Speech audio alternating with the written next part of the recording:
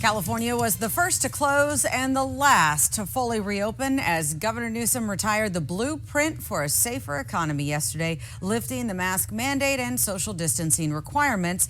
But the governor has yet to give up his emergency powers. Here now to talk more about it is the chairman of Reform California, DeMaio. Carl, good to see you tonight. Thanks for having me on. All right, so this is interesting. We still have mask mandates courtesy of KUSI, and the governor still has his power to shut everything down with no input from Congress. So the word fully reopen or pre-pandemic conditions seems to be loosely interpreted here. Am I wrong? It's not only loosely interpreted, it's an actual misrepresentation. As you pointed out, we had a draconian lockdown longer than any state in the union. Texas and Florida, they reopened last summer, and they were far more thoughtful and strategic and balanced with how they handled COVID-19 while still maintaining their economy, still keeping kids in the classroom. In California, we punished our kids. We punished small business owners. We penalized workers. We now have a 14% real unemployment rate, a 8.3% official unemployment rate. We've got people who are trying to reopen their businesses and staff up, but they can't get people to take jobs. It is a mess out there. And children are going to be required to wear masks in school settings, no matter whether or not they have a vaccine. Children as young as 2 years old will have to wear masks in daycare. That's not normal and not practical. And finally, employees have a vaccine passport and mask mandate that they will now have to endure. And the employers are being put in the unenviable position of being the enforcer of vaccine mandates and vaccine passports. This is not normal. This is not acceptable.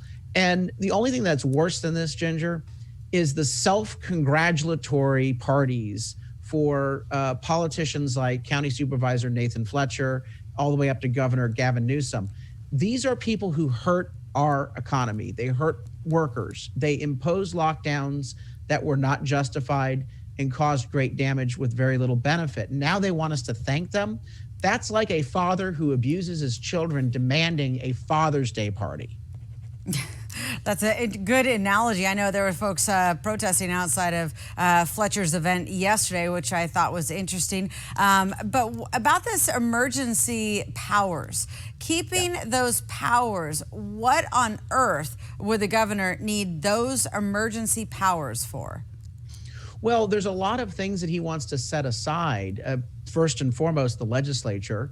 But also all sorts of rules. Remember, his emergency powers allow government to operate in secret all the way at the present schedule is through September 30th. He's waived the California open government laws. So boards and commissions and the legislature, they can make decisions behind closed doors. That's part of his emergency powers. He also is facing a recall. And so having emergency powers allows him, to respond at a drop of a hat to something that he may need to do. I think there's a political motivation there. But ultimately, I also think it ties back to some of these giveaways, the unprecedented amount of government welfare and freebies that he's handing out.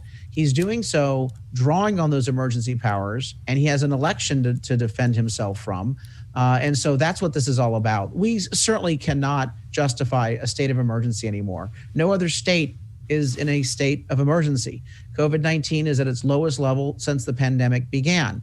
And so Governor Gavin Newsom is abusing his authority and abusing his power, but it doesn't seem to concern the legislature, the majority party in control of the legislature, nor most media outlets in the state, which are giving him glowing reviews and pats on the back. Yeah, it is really interesting that, we've got the highest gas in the nation. We're seeing the rising prices on meat and everything at the grocery store, and yet California just continues to dole out money. You would think there would be a way to balance that if we have such a surplus of funds. He's trying to buy votes. And what I try to remind voters out there who may be seduced or fooled by these giveaways is that Gavin Newsom, when you lost your job because of his draconian lockdown, he didn't do anything for you. But when his own job was put on the line with the recall, suddenly he's now trying to go out and curry favor and take care of you. Do you think $500 will replace the fact that you no longer have a job? Or that our economy is so damaged that we are likely going to be feeling the ill effects of his bad COVID-19 lockdowns for years into the future? Some of those jobs, Ginger, will never come back. And that's going to put people in a real tough spot. Plus, our children lost a full year or more of schooling. People say, well, the school's finally opened. No, only 48% of children in California, less than half of our children, have stepped foot inside a classroom for even one day in the last 15 months. They lost 15 months of education. That is irreparable in terms of the damage for most of those kids. It hurt minority and low-income families the most.